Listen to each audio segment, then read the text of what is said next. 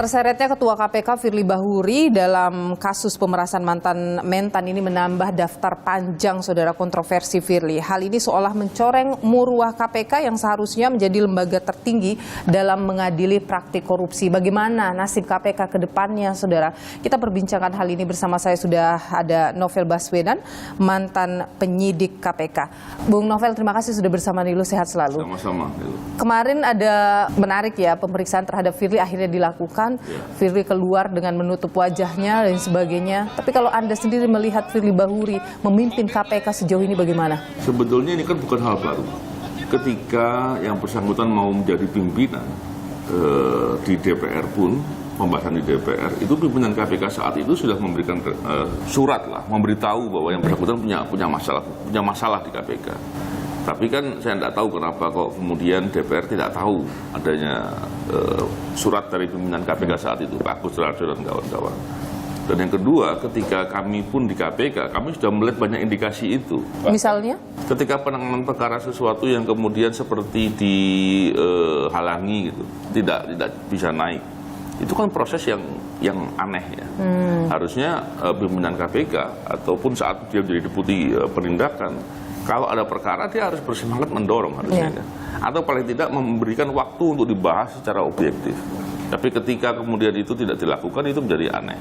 Bahkan kalau kita lihat sebelum-sebelumnya, yang bersangkutan itu punya kebiasaan, kalau ada pegawai KPK bidang penyelidikan atau bagian yang terkait dengan investigasi tentunya, ketika menyampaikan sesuatu, yang bersangkutan sering memfoto. Yang foto itu kan aneh. Kenapa dokumen penting difoto? Dan untuk apa kepentingannya? Tapi ternyata di suatu hari pernah kejadian yang foto itu ternyata ditemukan di tempat lain. Artinya kuat dugaan bahwa yang bersangkutan itu membocorkan juga. Oke, untuk kepentingan mungkin memeras dan sebagainya? Ya, kalau membocorkan masa iseng? Nggak mungkin kan? Membocorkan itu biasanya ada harganya dan biasanya itu tidak bisa korupsi. Jadi kalau misalnya kita bicara dalam kasus CCL ini bukan hal yang baru untuknya. Bukan hal yang pertama. Bukan hal yang pertama untuk Firly. Dan ini bisa saja adalah hal yang benar terjadi. Karena meskipun sampai sekarang kan Polda belum menentukan siapa tersangka atau menetapkan Firly sebagai tersangka begitu. Kalau nggak benar, pastinya Firly akan gagah ya. Firly nggak mungkin untuk muka dan kemudian sembunyi-sembunyi seperti sekarang. Tapi kalau Anda lihat, kenapa Firly bisa begitu, kalau saya katakan begitu mudah ya, lolos dari pelanggaran etik yang beberapa kali terjadi, bahkan dalam pemeriksaan Polda Metro Jaya juga dia bisa beberapa kali mangkir gitu. Apa yang Anda lihat? Ya, saya yakin perbuatannya Firly ini didukung oleh kekuatan lain di luar KPK. Saya yakin. Kekuatan lain? Ya, kekuatan lain itu apa? Tentunya nanti waktu yang akan membuktikan. Kalau kita ngomong sekarang kan nanti akan dituntut. Siapa itu, buktinya mana, kan repotnya.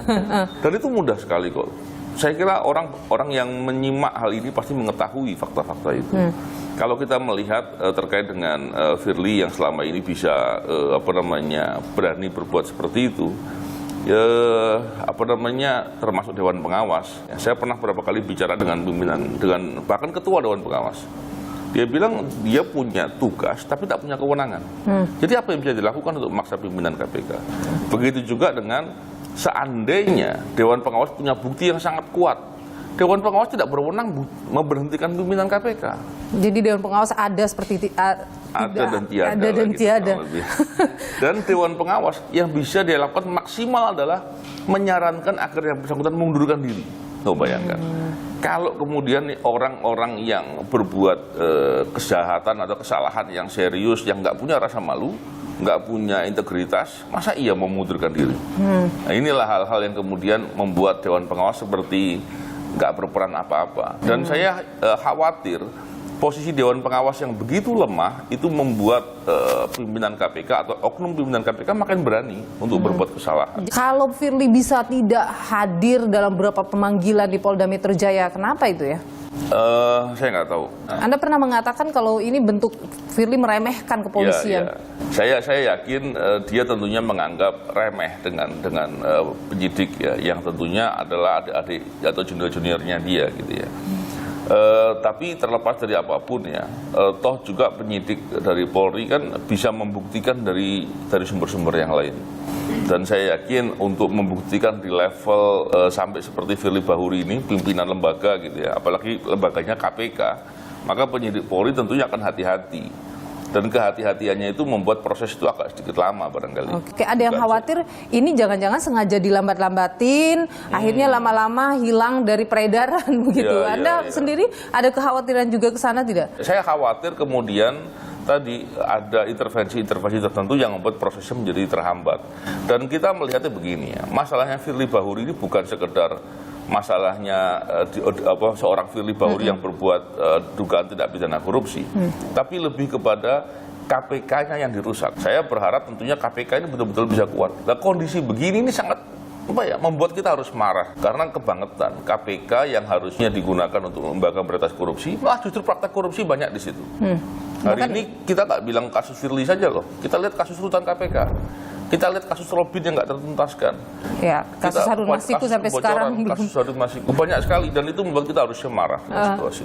Oke, Anda yakin pada kinerja dari Polda Metro Jaya? Saya percayalah kali ini Polri akan bekerja dengan serius, dengan benar-benar, karena tentunya memproses ini dengan cepat dan benar, ini bagian dari cara menolong KPK. Oke, saat ramai kasus dugaan pemerasan terhadap mantan Menteri Pertanian Syahrul Yassin Limpo, Firly itu kemudian mengeluarkan atau menyatakan akan mengeluarkan surat perintah penangkapan Harun Masiku. Tadi kita bahas itu ya, udah buron sejak 2020. Ini jadi kritik, jangan-jangan Firly ini mengeluarkan ini karena ada maunya, ada pengalihan isu dan lain sebagainya. Anda sendiri bagaimana melihat pernyataan tiba-tiba Firly ini? Ini setelah 3 tahun, masa baru sekarang? Ya, jadi kalau Firly tiba-tiba ngomongin soal Harun Masiku, ya pengalihan isu saja bagi Firly. Saya kira nggak penting lah, nggak penting. Justru itu kewajibannya KPK dan harusnya dari kemarin-kemarin. Menurut Anda KPK tahu sebenarnya keberadaan Harun Masiku? Kalau sekarang saya nggak tahu apakah tahu atau tidak. Kami pun ketika mau disingkirkan, saat itu kami sudah tahu posisi Harun Masiku, kami dapat informasi. Kami sudah menawarkan loh dengan terbuka bahwa kami siap untuk melakukan upaya penangkapan. Tapi kan KPK-nya nggak mau. Ya, saya kok khawatir. Bisa dikeluarkan jadi senjata bagi Firly? Ya. Apapun bisa dilakukan sama dia. Apapun bisa dilakukan oleh Firly.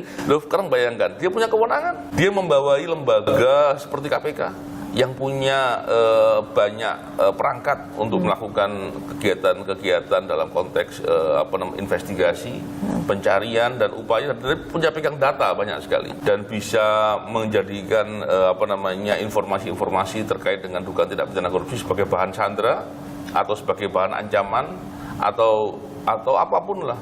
Dia bisa berkolaborasi atau digunakan untuk mencari keuntungan dan banyak lagi yang dilakukan. Dan itu bahayanya kalau pimpinan KPK orang yang tidak berintegritas atau orang yang bermasalah dalam dugaan pelaku tidak pidana korupsi. Ada yang bisa kita lakukan atau ada yang bisa dilakukan oleh memimpin negeri ini untuk mengembalikan marwah KPK? Jadi saya berharap semoga Pak Presiden mau melihat ini sebagai masalah penting dan strategis dan kemudian memperbaiki KPK-nya.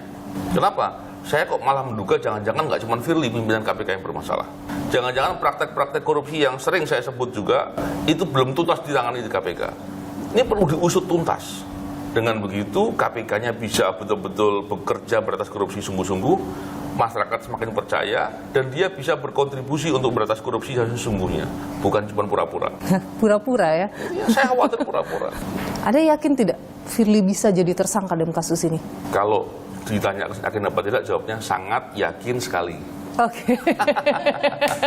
Jangan-jangan Anda sudah dapat bocorannya juga ini? Enggak. Saya nggak tahu prosesnya ini. Cuman tentunya saya beberapa kali mengkritisi dan saya sering mendapatkan informasi dan saya pernah bersama dengan kawan-kawan IM57 melaporkan yang bersangkutan. Jadi saya kira kita sangat banyak. Namanya pemerasan, apalagi pemerasan dalam tindak pidana korupsi, itu korbannya adalah pelaku tidak pidana korupsi. Kondisi ini menjadi relasi kuasa. Jadi sulit ketika korban ini diposisikan secara terbuka, apalagi perkaranya ditangani terlebih dahulu. Ini menjadi problem. Orang akan takut kemudian akan membuka apa adanya. Ini menjadi masalah saya kira. Makanya sejak awal selalu saya katakan harusnya kasus pemerasannya terlebih dahulu ditangani agar tidak menjadi relasi kuasa, agar yang bersangkutan akan disampaikan apa adanya. Nah, tapi yang terjadi sebaliknya. Saya kira di posisi itu logikanya orang kemudian akan takut karena khawatir kemudian justru malah masalah kasusnya yang bersangkutan yang ditekan-tekan, yang dipaksa-paksakan, gitu ya. Saya bukan membela pelaku tindak pidana korupsi. Tentunya pelaku tindak pidana korupsi harus ditangani dengan sungguh-sungguh. Ya. Jadi ada kemungkinan saja ada tekanan pada Syahrul Yassin Limpo. Saya nggak tahu. Logikanya begitu. Poinnya adalah bagaimana caranya perkaranya Firly Bahuri ini disegerakan. Oke, baik. Novel Baswedan, mantan penyidik KPK. Terima kasih atas pandangan Anda di Niluh. Sehat selalu.